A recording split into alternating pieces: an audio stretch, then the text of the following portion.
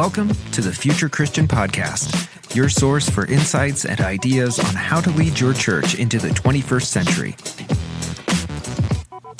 At the Future Christian Podcast, we talk to pastors, authors, and other faith leaders for helpful advice and practical wisdom to help you and your community of faith walk boldly into the future. Now, here's your host, Lauren Richmond Jr. Welcome to the Future Christian Podcast. In this episode, Martha Tatarnic welcomes Jason Byassee to the show. Jason is senior pastor of the Timothy Eaton Memorial Church in Toronto, Ontario. He previously taught preaching and held the Butler Chair in Homiletics at the Vancouver School of Theology. He is author or editor of 20 books on Christian faith, biblical interpretation, thriving congregations, leadership, and church history. You can learn more about Jason at jasonbyassee.com. One more thing, please take a moment to leave a review on whatever podcast app you're listening on and share this episode with a friend. We hope this episode helps you lead your church into the future.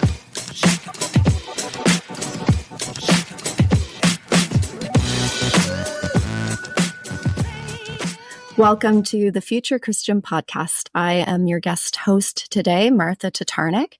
And today I have with me Jason Byassee, who lives and serves just up the highway from me in Toronto, Ontario. Thanks for being on the podcast, Jason. What a joy to be with you. Thanks. What else would you like to share about yourself and kind of your story in a few broad brush strokes? Sure. I had a kind of evangelical conversion experience to Christ at a Baptist camp. It's something that I advise people both have and grow out of. They were willing to actually say the J word with me and tell me what they thought about Jesus. And then I realized I couldn't handle the politics and they were nuts. So I've tried ever since to kind of keep the Jesus bit and the strengths of evangelicalism while trying to kind of back out of the parts that I see as not just wrong, but dehumanizing. And it's the same with my life in mainline Christianity. I think they're treasures and glories that we have, and then there are also things that are not just wrong, but dehumanizing. So there we are. Yeah, no, thanks for sharing that. I think that's a really you're in good company in the listenership of Future Christian. And as someone who has been thoroughly raised in the mainline tradition, I take a lot from that evangelical witness to keep Jesus at the center. So yeah, it's a good balance to keep in mind. He's kind of the only thing we got going for us, right? So like, all the other stuff is negotiable. He's at the center, and luckily he's all we need. Yeah, totally. So I think that you're maybe kind of getting at these next two questions a little bit in that introductory word, but what do you think it has meant to be a Christian in the past, and how is that maybe different from what it means to be a Christian today? Yeah. So where I studied Duke Divinity School, one of our rival schools says Duke is the place where evangelicals go to become Catholic. So there's uncomfortable, awkward accuracy in that. The dean of Duke Divinity School in the 60s went to Vatican II and came back and was like, oh, dang, y'all, Catholics are Christians. This changes everything. And there was a similar process here in Canada too, of course. So former dean of Emmanuel College at the University of Toronto told me, look, I was basically trained to be a Catholic priest, to trust in the power of the sacraments, to trust the tradition. Now, we wanted to open the priesthood to women, and we wanted to advance rights for gay people, but basically the form of the ministry was a priesthood, right? And that'll be even more agreeable to your fellow Anglicans. Oh, yeah, totally. But there is something we've lost there. I think we both have to keep our evangelical identity while we embrace Catholicity, that there's something in the tensive quality of the both and that's particularly compelling. Because, I mean, like the rival school to Duke implies, like if you could just go be Catholic, like they're taking people. Yeah. Right? So like what piece of the Christian tradition do we have that's our charism that we're bringing that would be lost if we just join the rest of the Roman Catholic Church, which is a fine thing to do. There's nothing wrong with it. But if you're not called to that, okay, what are you fronting? Yeah, I mean, if you're not called to that, or if you're not included in that, there are lots of That's right. If you're not invited. Yeah. No, I'm on the list of invitees as a male wannabe priest, although being married would be a bit of a challenge, I suppose. Yeah. Well, here's to the both and rather than the either or. I think that if it's an either or proposition, we're probably all in trouble. So we're in trouble. Yeah. No, the best part of Anglicanism is the conjunctive quality, the both and, right? I mean, if I may, the worst part of Anglicanism is if you're trying to be in the middle, often you kind of end up being neither thing. So I find a special amounts of hope in the kind of extreme forms of Anglicanism, the kinds that are willing to be impolite and zealous, if you will. There's not a lot of that because, like, people who started the Church of England were worried that, like, if you're on the wrong side of history, you lose a significant body part. So like your kind head of chilled out. Yeah, you want that one. I mean, really, if you're choosing, you want to keep that one. But I think the scraps of the tradition that are willing to be extremist for love are the exciting ones. Yeah, and probably the places where we need to pay attention. It's good.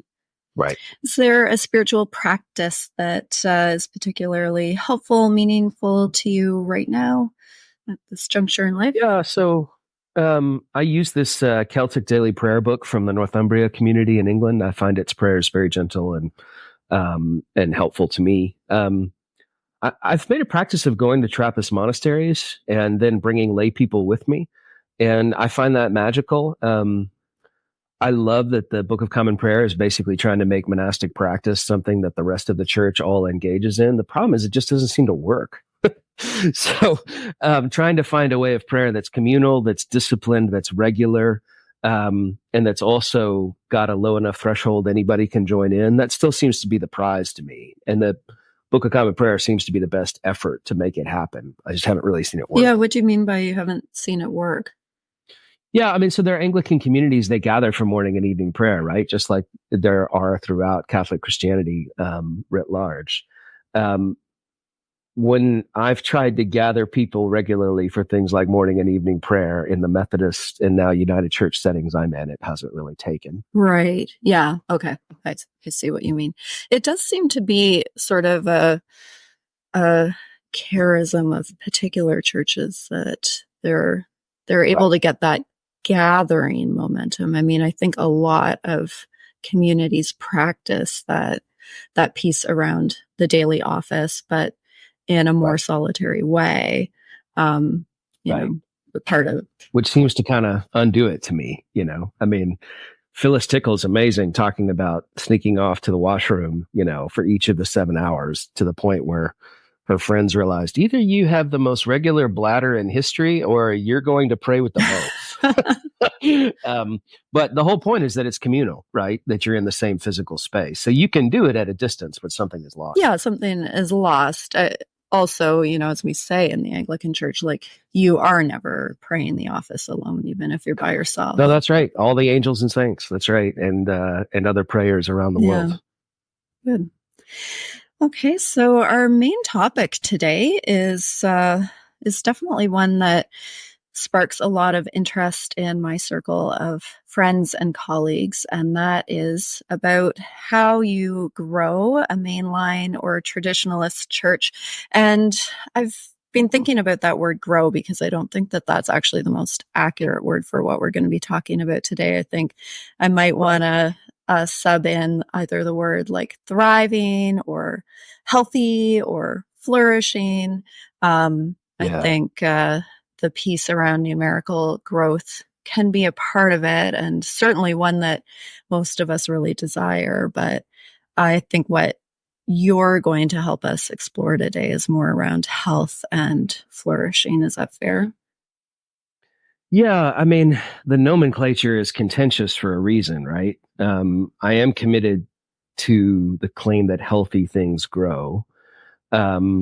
But unhealthy things grow too, right? I mean, tumors grow, schisms grow, dysfunctions grow.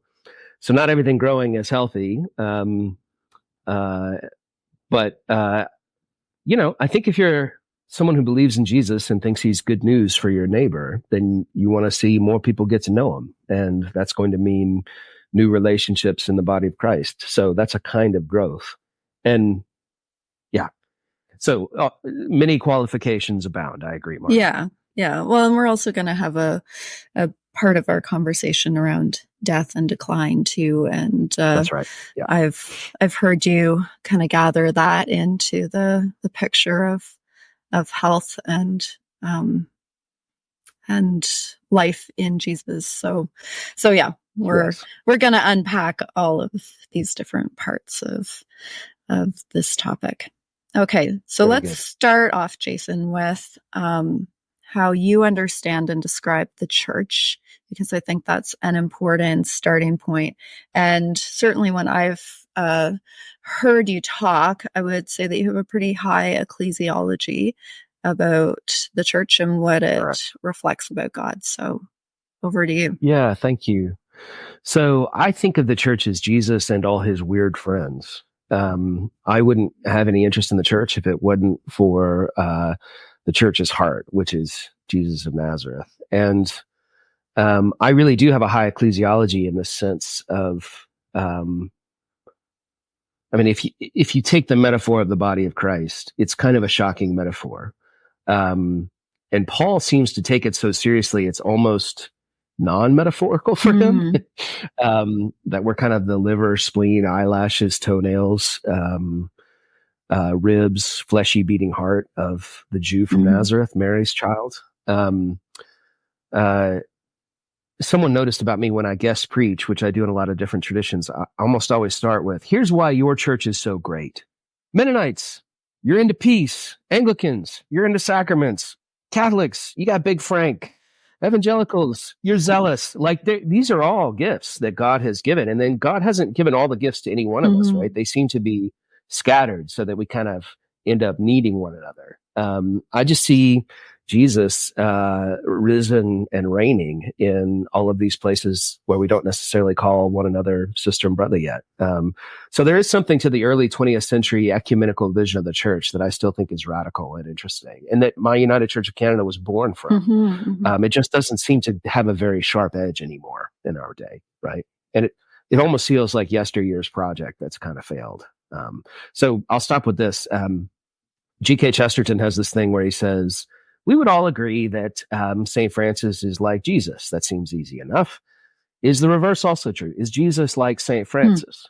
In other words, can you learn things about Jesus you wouldn't have known without the witness of St. Francis? And Chesterton wants to say, yeah, there's more to be learned about Jesus from this medieval Italian.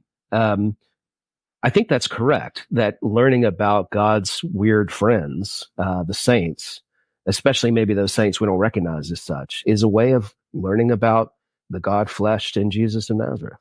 Yeah, I mean, that sounds really accurate to me. And I would certainly say that is borne out in scripture as well. Like, it would be pretty hard to understand the story of Jesus without the characters that surround him, the weird friends, as you call them. Like, we learn a lot about Jesus through Mary Magdalene and Mary of Nazareth and Peter and Thomas and, sort of all of the people that don't get named, and their crazy stories too.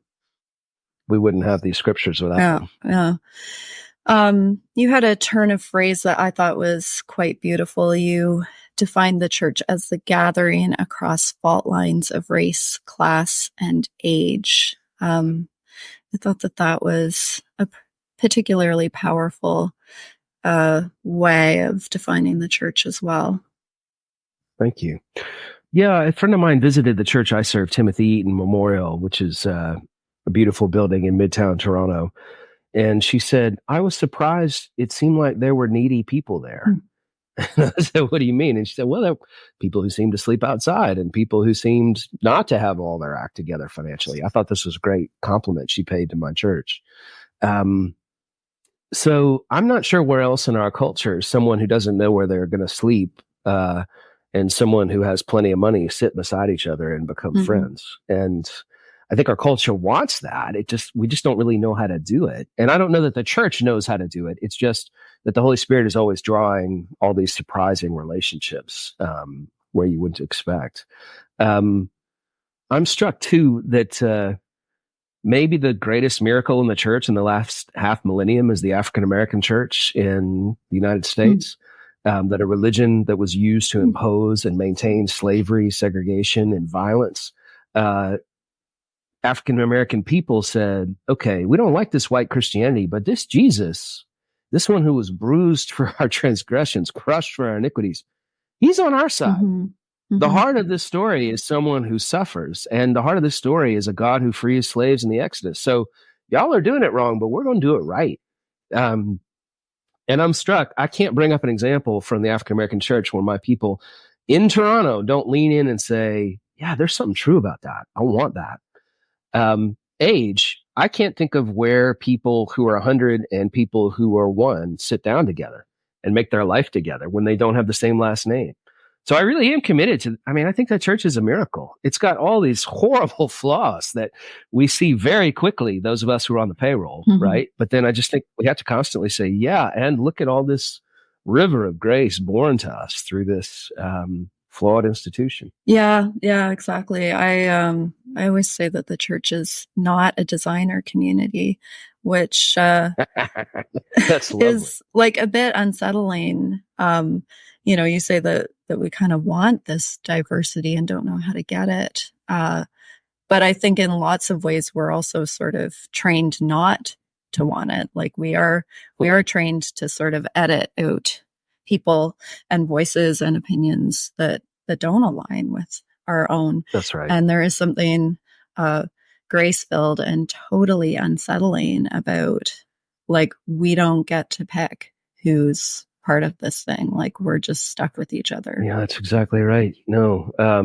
Nadia Bolz-Weber says, I get why we want to be done with church because other people are disappointing. Yeah. But then you realize, oh, wait, I'm the disappointing one, and these others are sticking by me. So there's something about our constant failing one another that seems intrinsic to church life. Right?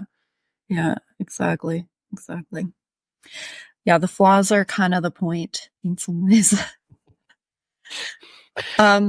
So the way that we connected for our listeners, I'll just share that Jason was recently a speaker at a Con Ed Clergy Day that I attended. And, tough crowd. You get a group of clerics together of the same denomination for a mandatory Con Ed day, and there can be quite a lot of grumpiness and cynicism that that runs rampant. Yeah. There's a reason Jesus has problems with religious professionals. Yeah, totally. We're in trouble. Yeah, we're in trouble. But, you really managed to capture the crowd.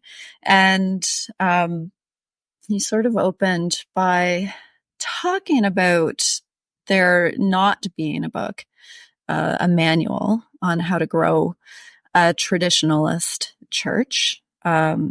I would say that would be a book that many of us would love if there were just kind of a ABCD manual of how you do this thing. Like most of us, I think, would sign up for that. There isn't one.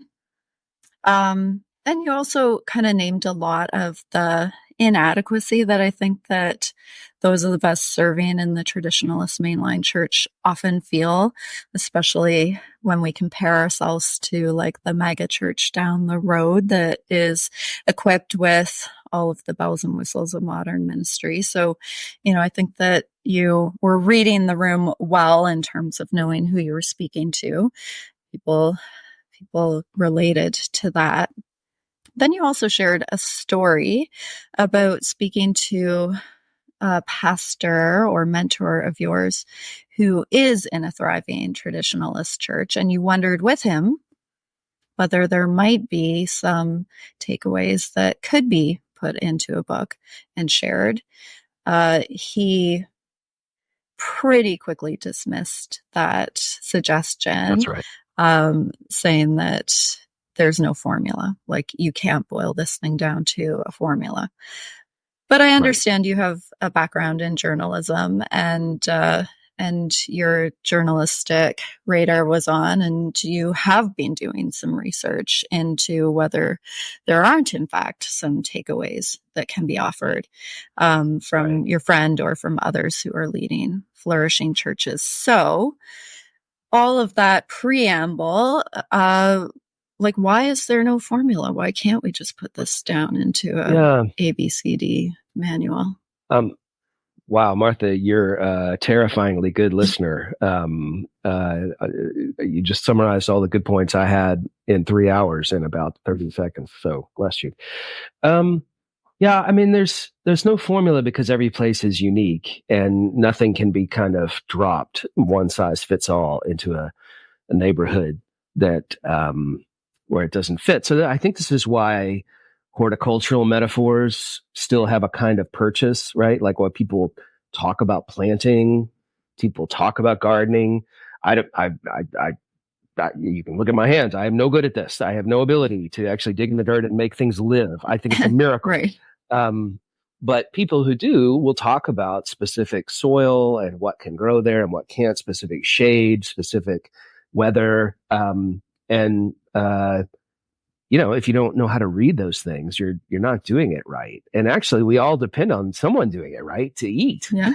We don't notice it because we're far enough down the food chain, right? So, I guess you remind me for some reason as you tell a story that I didn't tell that day to y'all. A friend of mine took over a historic African American church, and the neighborhood had changed. So we hear this story a lot with white historic churches that a downtown core has changed.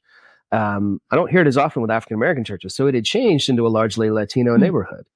And suddenly you had African American church that was saying, like, how do we learn how to talk to our Spanish speaking migrant neighbors and not just become a drop-in church the way white people often do, right? That's an interesting question, I think. And it's almost enough to make you think, all right, maybe this is something that the church always experiences. One group of people starts a church, and then the people change, and then the church has to say, okay, the people who started us aren't here anymore. Somebody else is here. What do we do now? So St. Cecilia's, the Irish Catholic Church parish in my neighborhood here in the west side of Toronto, is now a largely Vietnamese parish. Right. That took some skill to say, okay, the soil has changed. What will grow here now? And it's not going to be Irish nuns who are going to make it happen. So I guess I'm increasingly convinced it's not that this is a unique circumstance, that the people who planted this church have moved on and now there are other people. It may just be that that's what church leadership is, that's always taking place. And you and I just need to be better gardeners. Yeah, I mean, that definitely speaks to just the translation of the faith across generations as well, let alone across cultures or racial contexts or whatever. I think that's really good. And, if you're the Irish Catholics and you're like, yeah, we don't like Vietnamese people, we don't want them here. All right, cool. Then your building should be condos.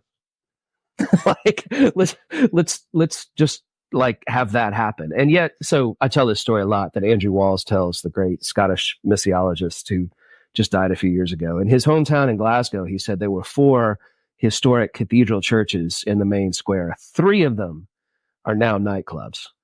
And he says, I got to tell you, a medieval cathedral makes a beautiful nightclub. Right? He said, the 4th is an African immigrant church that's booming and that's asking itself questions like, how do we reach these lonely old white people? I just think that's how the Holy Spirit works. Yeah, that's beautiful. So we've got to be better gardeners. We've got to be attentive to the soil, the changing of the soil. I think that you did grab my colleagues' attention by kind of naming the topic, again, a topic that we all would love a formula for, but also gaining some credibility by making it clear that you weren't going to just try to sell us sort of one more magic bullet about if you do this, then everything will be fine. What has been the scope of your work? Yeah, so I really am a storyteller. There are really good sociology and data-driven studies about what grows in different places. It's just not how I'm trained. I'm trained to go around, find interesting stories, and tell them. And so I like to refer people on to someone who does proper numbers, because such people exist. They're just not me. So one of the things I do talk about, though, is fronting your weird, not being afraid of your weird. So this often works well in Anglican settings, because often Anglicans will have a contingent in your midst who are Anglo-Catholic, and there's nothing weirder than chanting stuff, incense, sacraments, parading around neighborhoods, carrying these things. Like, what? Like, in a kind of not religious age, seeing these things is befuddling. And there was a day when Monty Python and the Holy Grail could make fun of such things, and people knew what they were talking about. That was the early 70s. People don't know what they're talking about now, because they don't see monks and nuns. They don't see priests. They don't see people parading around neighborhoods doing religious things. It's, if anything, so foreign, they don't know how to make fun of it anymore, right? So, and I think Anglo-Catholics are right to say, God in this bread, God saving through this water, that's magic. And our world is starving for magic, right? This is what you see in the Harry Potter phenomenon, right? Like, we want the world to be alive. And I mean, as the poet says, the world is charged with the grandeur of God. So I think it would be a mistake to take an Anglo-Catholic setting and say, okay, what we need is guitars and praise courses. No. Let them be their weird, cool selves. They're holding on to one of the treasures that Jesus entrusts the whole church with, and they need to front that and not pretend there's something else. So in the whole ecosystem of churches, it would be a catastrophe if we all tried to be the same. We don't have to do that. There are plenty of other churches doing guitars and praise choruses. We can do this weird thing and see what happens with that.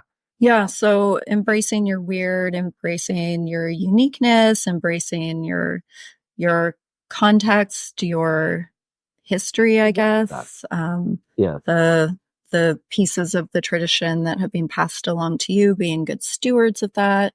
Is there an element of the weird that is about being countercultural? Is there an element that is about resisting something about the current cultural context? Yeah, I think there is. I mean, someone said about community that people, this is an audio podcast, so you can't see my hands, but I got one hand that's holding up like a stop sign and another hand that's holding up like a come hither sign. Like, we're all like that with community. We both want it and we don't. Like, we would like community with people who we like, who don't ask anything of us. Right? I do think there's a deep desire for God, and there's also a kind of deep suspicion of God, and especially God's weird friends, that I share, you share, right? Like, we're all a product of our age in that. It's just you and I have happened to have gotten a glimpse of church where we say, that's the thing, that's life-giving. I want that. I want to share it with others. So I think the right thing to do is to share that version of faith with others. In other words, whatever it was that brought us to the place that says this is worth spending your life for, don't hold that back. So I mentioned before taking lay people to monasteries. There was a moment where I didn't want to do this. It was like I was afraid they were going to ruin it for me. Like, that's my place. That's where I meet with Jesus. Plus, they'll think it's weird and probably fire me. And then I finally thought, well, that's dumb. Like, I'm finding life there. Let's bring them along, and maybe they'll find life there too. And then we can discuss the problem together of how do we share this life more broadly. And that's what happened. So taking lay people from North Carolina Methodist churches to this Trappist monastery, they'd come back and be like, wow, that's the coolest thing I've ever done. Why can't every Tuesday be like that? Like, that's an appropriate question. I don't know why we can't, but let's work on it together. Absolutely. Yeah. I mean, I think that there are so many elements of what you have named, kind of around prayer and the gathering of community across fault lines and the sacramentality and the embodiment of community that, like, literally, where else can you get that in our world today? So, like, lean into that. Like, don't try to make it all just so accessible that you.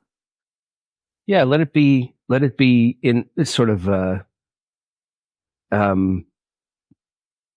big, mysterious, unexplainable, odd, difficult. I mean, there are all these quasi-church institutions out there now, right? Like I see people jogging when I'm driving to church and, they're wearing hundreds of dollars worth of jogging gear. And clearly, like running shops have figured out if you get people in a community, they'll do something hard together. Like that's just church without the God bit, right? Like we have the advantage of being church with the God bit, which is actually the only interesting thing. So in some ways in the mainline church, we've made this mistake. We've kind of said, don't talk about God too much. Don't talk about Jesus. Don't talk about the Holy Spirit. Don't talk about sin. We want to lower the bar of what people actually have to believe and then like forklift them over it and say, hey, you're already Christian. You just didn't know it. Like that's a failed strategy. Right. We've tried it for a few generations. It doesn't work. Instead, we should raise the bar, right? Like, do I have to believe in the bodily assumption of Mary? Yeah, you should. Here's why it's amazing, right? I mean, it's the kind of antithesis of the Boltzmann strategy of trying to drain all the supernatural out. I actually think people want something bigger than they can understand or trust with their minds. Yeah. The other thing about this is I take this from Ken Hood, and he takes it from a preaching professor at Princeton Seminary who says, interested people are interesting. Interested people are interesting. So I sat under a preacher for a while who loved talking about flying this plane that he'd learned how to fly. And he'd go on and talk about flying for about 15 minutes. And then he'd be like, all right, I guess it's time to say something about this Bible passage because we're almost out of time. And he'd be like, yo, dude, time for a new job.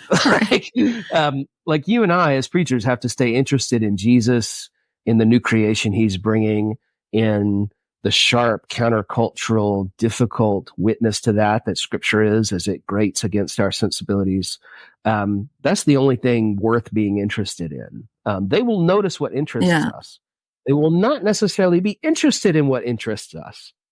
But we have to, when they notice what interests us, we have to make sure it's Jesus and the world of resurrection he's birthing. Yeah, right? Yeah, absolutely. The stories of the people in front of us and their witness. I mean, that's exactly right. Yeah. Keep lifting that up. Yeah. It is amazing what God is doing in the lives of the people listening to us, and lifting up that story from each of them is crucial, or handing them the microphone so they can tell it. Yeah, totally. Absolutely. So we said at the beginning of this part of our conversation that we were qualifying that word growth and that there's a lot of nuance to that word. You talked about healthy things growing, but you've also talked about what is good and healthy about living in a time of institutional religious decline. You've talked about the importance of death in the church. So let's get real here. Let's talk about death, decline. Yeah. So one of the ways I like to put this is I worry about churches that feel like we got the future figured out. We got a plan. We know how we're going to grow from strength to strength. We really don't even need Jesus because we got everything figured out. We got plenty of money and people. Though those are clearly already atheist institutions, right? Whereas institutions that are like, yeah, we got no future, none that we can see. The only future we got is the other side of a stone that's been rolled in front of a tomb. Because I think that's exactly where the God of Jesus wants you, is where you have no hope other than the resurrection from the dead. Now, I think that's true. What does that mean in sort of point of fact? In lots of denominations, in places like where you and I live, where real estate is like the gold mine, like the Holy Grail, the golden calf, whatever. What it means is, okay, good, church is closed, and so then you can pulp them for dollars to keep the denominational machine rolling, right? I think what it has to mean instead is something like what the Bishop of London did, which is, I'm not selling any more empty churches. I'm going to give them to somebody who knows how to fill them. Now, in his case, that meant lots of people from Holy Trinity Brompton who knew how to replant churches. I think it can also mean giving them to somebody who knows how to fill them from another denomination, right? From a church whose work you respect, but whose ethos is different from yours. Now that's hard because you're talking about giving away one of your prime assets, right? But Jesus has plenty of hard things to say about wealth and poverty and what all of them mean. So A teacher that my wife and I both had, he told this story to her. She was complaining about the church she was serving, which I'm sure you would never do, Martha, but, some of us mere mortals do this. I do plenty of it. And he stopped her and said, look, there's only one thing that will help some churches. That's one blessed trip to glory land at a time. Death can mean new life. And weirdly, I've done a fair number of funerals where people have gotten involved with our church afterwards. Yeah. Like, in a moment where people think what they want for their funeral is funny stories and drinks and golf or whatever, like just another consumer opportunity, actually, the church has the heavy lifting to be able to say, here's what this life means. Here's what we learned from God through this life that we wouldn't have known about God without this life. Because that's kind of the only thing that matters, right? And when people hear something from us that's like, oh, that's actually worth saying, they'll give us a listen. Yeah. Yeah, absolutely. I mean, I think the bottom line about sort of all of those points that you've just made is that, surely as Christians, we don't have to fear death, right? Like, surely as Christians, we don't have to fear living in a time of something dying. We got stuff to say about that. Like a lot of stuff to say about this. A time of death might mean you and I don't have the pension plan we once thought, but Jesus never promised us that. Yeah. Well, and I think we're both of an age where we got into this with eyes wide open about that's right. What was and wasn't on the table. Certainly nobody ever promised me a lifelong full-time career with a gold-plated pension at the end of this. Indeed. Well, and in truth, right? Like you and I are in the same position most jobs are in now, right? Mm-hmm. There was a day, sort of a post-war middle-class dream of that being guaranteed for all kinds of positions where it's not anymore. So we're in the same boat with lots of our colleagues that way. Oh, right? absolutely. I mean, I was at a bridge tournament at the beginning of the new year and got into a conversation with an editor for the Toronto Star. And I mean, bridge tournaments and editors of paper newspapers are like both of a different sort of era, right? And the way that he was describing the challenges of his job were just all too familiar in terms of... Yes, I think there's deep similarity with print newspaper in our work. Because as someone wise said, can you even have a city without a newspaper? Like, what actually holds a city together? And can you have one without a newspaper that has that city name in the title? It's not clear to me. Right. But this is the horizon that's where we are. Yeah. That's right. So, that famous thing that is usually attributed to Reinhold Niebuhr, that the job of preaching is to comfort the afflicted and to afflict the comfortable. Yeah. That didn't come from Reinhold Niebuhr. That came from a newspaper editor named Peter Finley Dunn in the kind of age of muckraking journalism in the late 19th century. He said, that's what newspapers are for. So I actually think you could pretty carefully chart the rise and fall of mainline churches and print newspapers. Someone needs to write that book anyway. Yeah, no kidding. And I had no idea that was where it's a generation older than Niebuhr. Amazing. Yeah. Okay. Now, the problem with it is, of course, ain't no Jesus in it.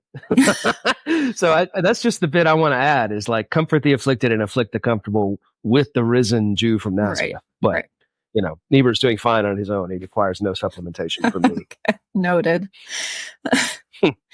All right. So another piece that you talked about alongside of embracing the weird, embracing your weird, is you talked about leaning into this idea that your church has what people around you are desperate for. And and part of that I felt was you kind of used some examples that were almost manifesting, let's preach as if these kinds of people were here and see what happens. Let's build a nursery and equip it and see what happens. Like there was some of that manifestation piece, but I also felt like there was a broader piece just around, like knowing that gathered community across all of those fault lines is what people are desperate for, that Jesus is what people are desperate for. Like, how would you sort of unpack that piece? Yeah. So I borrow that language from my mentor, James Howell, who got sent to what he called the ugliest church building in Charlotte, North Carolina, the fastest declining church in Charlotte, North Carolina. And he started preaching that line everywhere. We have what people are desperate for.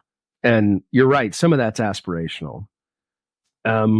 Some of it is we get these zombie narratives in our head. We are closing and there's nothing we can do about it. What we want, what we offer, people don't want anymore. I can't even get my own kids and grandkids to come here. Why would anyone else come here? Right? Like we're all familiar with those narratives, and they're not wrong. They just have to be, I think, contained within a bigger narrative that says, yeah, the thing we're longing for, namely Jesus and the new creation that he's bringing, that's actually not only what we want, that's what everybody wants, even if they don't know it yet. Yeah. So it is a little bit of a kind of, the hope we talk about is too small. And,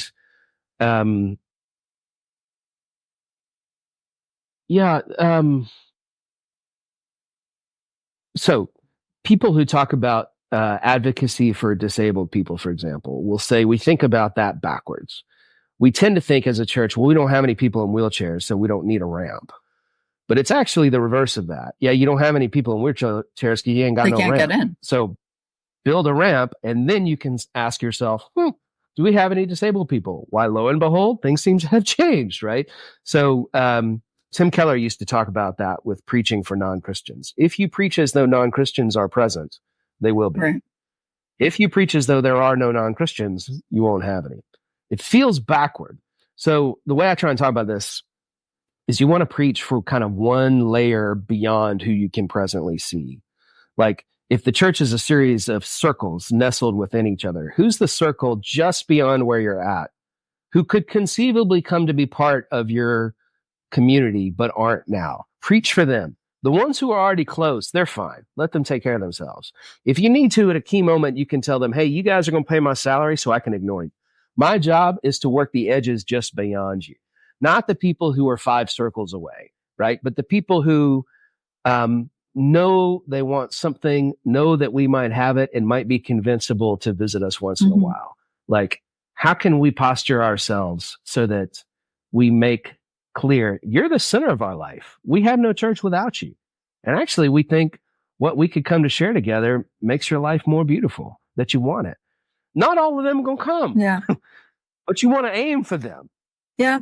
No, I appreciate that for a couple of reasons. I think that it helps us to set our vision in the right place. I think it also puts our confidence in the right place. I think that I think we do want to be confident about what we have to offer, as long as we're clear that it's not ourselves, that it's Jesus. That's right. We're pointing to someone else. That's right. Yeah.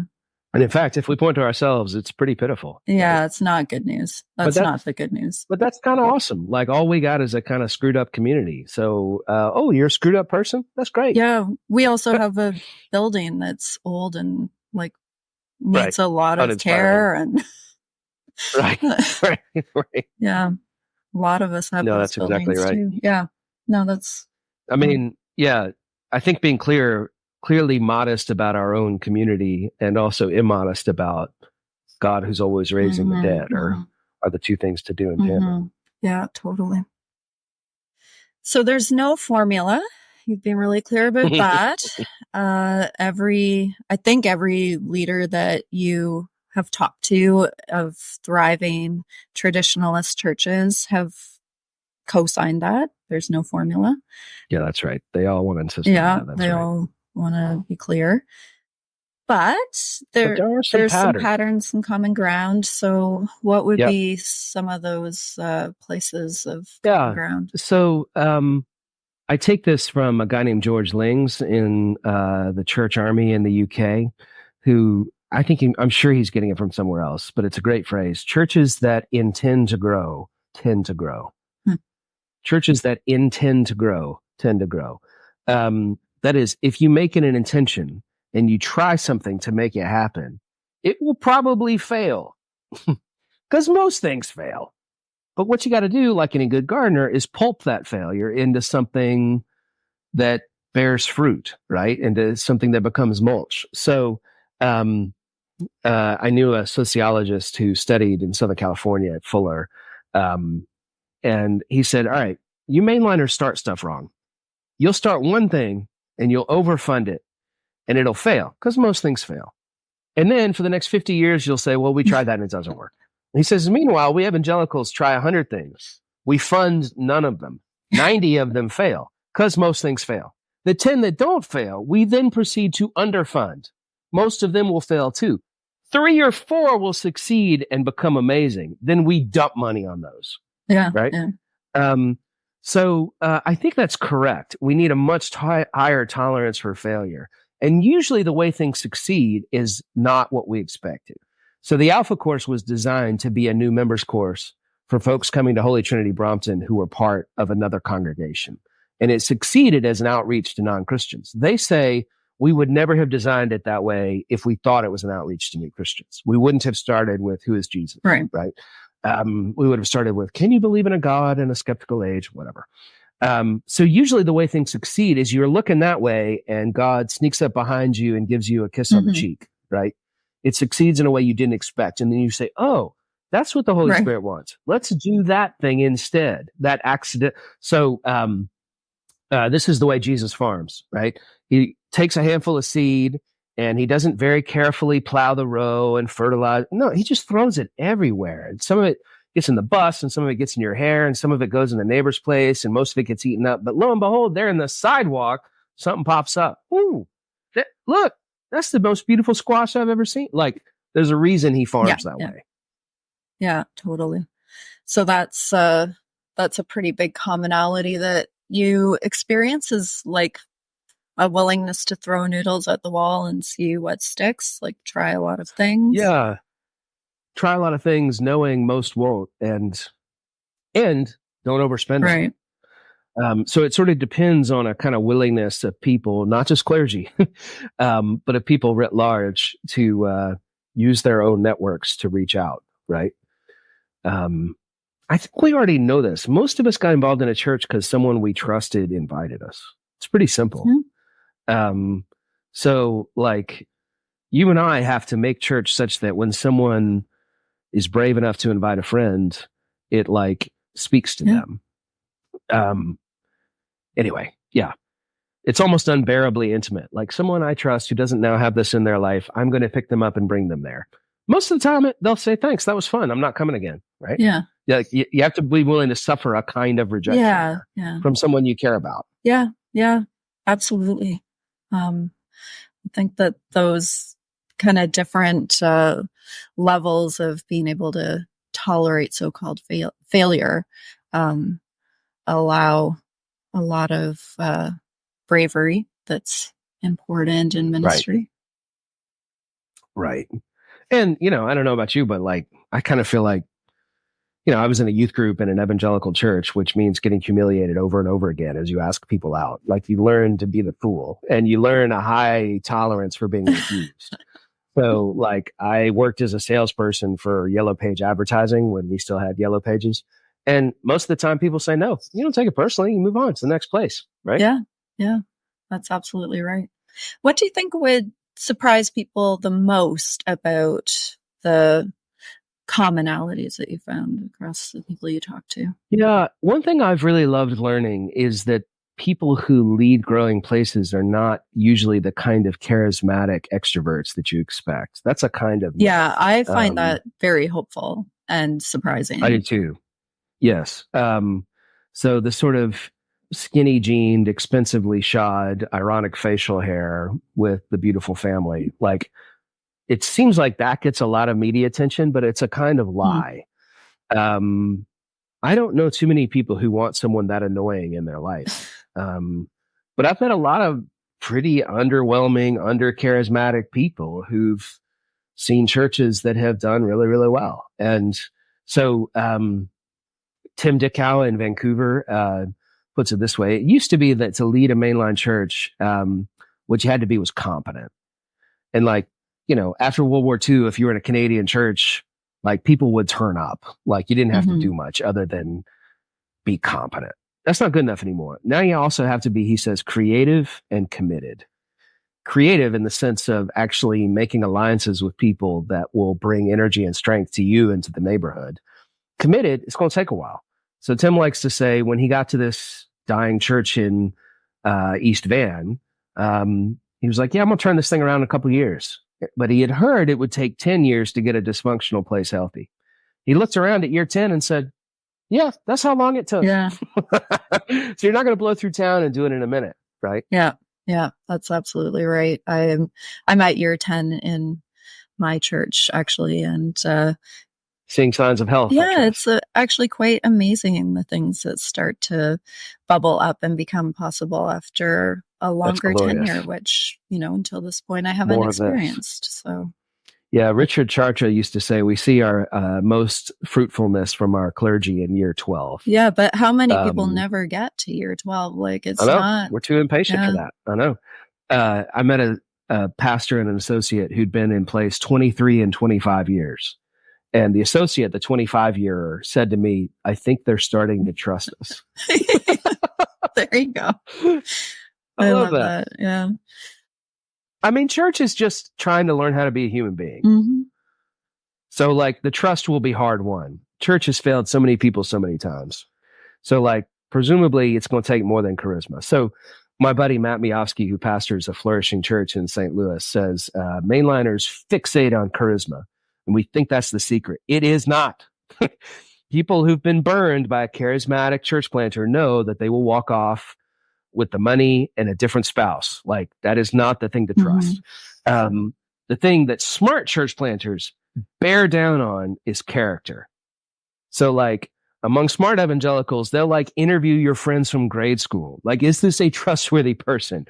They'll pretend you're interviewing to be in the CIA or in CSIS, I guess it is here in Canada, right? Like, they will find out everything about you because they want to know, is this a person of character? And that's actually what you want to grow a community. Mm-hmm.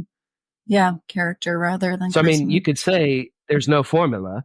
All you have to do is like be a better human, which is actually the hardest thing there is to do. Yeah, it's a tall order. Right. So what would you most want pastors to hear from your research? What would you want the takeaway to be? Yeah. There's no lack of reason to be discouraged. I don't need to tell you that. And yet we serve a God who raises the dead. When I'm thinking here about Romans 4:17, Paul's talking about Abraham. He's like, look, Abraham was as good as dead. And this is all God does, is bring life to the dead and call worlds into existence that do not exist. If you're facing death, that's like the only word worth speaking. That's a good takeaway. Doesn't get more solid than that. Well, on that note, we're going to take a break and come back for our closing rapid fire questions. Welcome back to our Future Christian podcast for today. And Jason, I am going to throw a few closing questions your way. We call these sort of rapid fire questions. We always encourage our guests to know that they can take them as seriously or not as the Spirit moves you to do. So, great. Jason, if you were Pope for a day, what would that day look like? I mean, you got all these cool vehicles, right? Like, wouldn't you ride around in the Pope Mobile? And like, doesn't he have a helicopter at his disposal and all kinds of like cool summer residences and stuff? I mean, there'd be a lot to motor around and see, don't you figure? Okay. I guess I also like, I mean, I don't know. Benedict wore those $500 shoes. What would they cost now? $800? Like, I'd go put some on my tab, you know? So shoes and vehicles. Pope-mobile, for sure. I mean, those are the things that matter to people. Yeah, I hadn't thought about the helicopter. I think that's worth throwing into the mix for sure. It'd be cool, like chopping around Rome. I mean, I think as a kid, there are all these like shows you watch where you think, okay, airplanes are in my future, boats are in my future, and helicopters are in my future. Like every movie has a helicopter in it. I've still never been in one. Have you? I was in one once. I really liked it, though. It's very cool. It is cool. I mean, usually you need a like life-threatening emergency illness to get in. Yeah. So just trying to just avoid in your fancy shoes, your $800 shoes. That's it. What theologian or historical Christian figure would you want to meet, bring back to life, have a conversation with? Yeah, I wish I could be more interesting than I'm about to be, but Dietrich Bonhoeffer is the answer. I mean, that's a solid answer. Well, I just feel like he left all these scraps that he didn't know what they meant, and we don't know what they mean. And I would love to hear him flesh them out. And you just wonder what kind of voice would he have been in the church in Europe as it tried to heal and rethink who are we going to be post-Shoah and post-Nazism. Love to hear from him on that. Yeah, that's not uninteresting for sure. Just feels pious, I mean, who would be a better answer? I don't know. You just wanted a funnier answer. Yeah, I wanted something more clever. All right. Well, if something comes to you, you can always add a PS. What will history remember from our current time and place? Yeah. I mean, we've got an election coming up in the U.S. that everybody around the world is dreading, not least Canadians over the border. Mm-hmm. And I just wonder what the history of democracy will look like, a generation from now. Were we seeing a kind of decline, or were we seeing a kind of interruption? But whatever we're seeing, it's pretty ghastly. Yeah, for sure. It's one thing I think church has going for us. I think all the stories of our world and its direction are dismal. You and I actually have a story that's not dismal, that actually says your greatest hope isn't great enough yet. And it's not unaware of the things that are making most people dismal. Yeah. Well, it kind of speaks actually right to the heart of that, doesn't it? It does. Yeah. What are your hopes for the future of Christianity? I'm impressed by Rowan Williams saying, for all we know, we might still be in the days of the early church. I mean, we're a faith that's been looking for Jesus's return like tomorrow for like a long time. But what's the church look like in 10,000 years? If the Lord tarries, as we used to say. I mean, like St. Augustine might be among us. It just might be a woman from Asia who's just now coming to faith and struggling with her pain in the neck dad, right? I'd love to know who that person's going to be. But God loves raising up unlikely and unexpected witnesses. Yeah, God's really good at that. Seems to be a specialty. Yeah, right. I like that for all we know. For all we know. Jason, where can people find more about you? Yeah, jasonbyassee.com will do the trick. That's got my books and various other things. temc.ca, the church website where I serve, that's got the ways I preach. So, yeah, that should do. I worked for Christian Century magazine for a long time, so a lot of my writing is there. And that's a great resource also, christiancentury.com. Oh, great. Yeah, I interviewed Amy Frickholm a couple of months ago. Love me some Ames. Yeah, we worked together for years. Great sister. She is wonderful. Absolutely. Well, thank you so much, Jason. It has been such a pleasure. And there are so many takeaways in what you have offered this afternoon. We always wrap up with a word of peace. So, Jason, the peace of Christ be always with you. With you too, dear Martha. Thank you so much. Thanks for joining us on the Future Christian Podcast. To learn more about Lauren or the podcast, visit future-christian.com. One more thing before you go. Do us a favor and subscribe to the podcast. And if you're feeling especially generous, leave a review. It really helps us get the word out to more people about the podcast. The Future Christian Podcast is a production of Torn Curtain Arts and Resonate Media. Our episodes were mixed by Danny Burton, and the production support is provided by Paul Romick-Levitt. Thanks, and go in peace.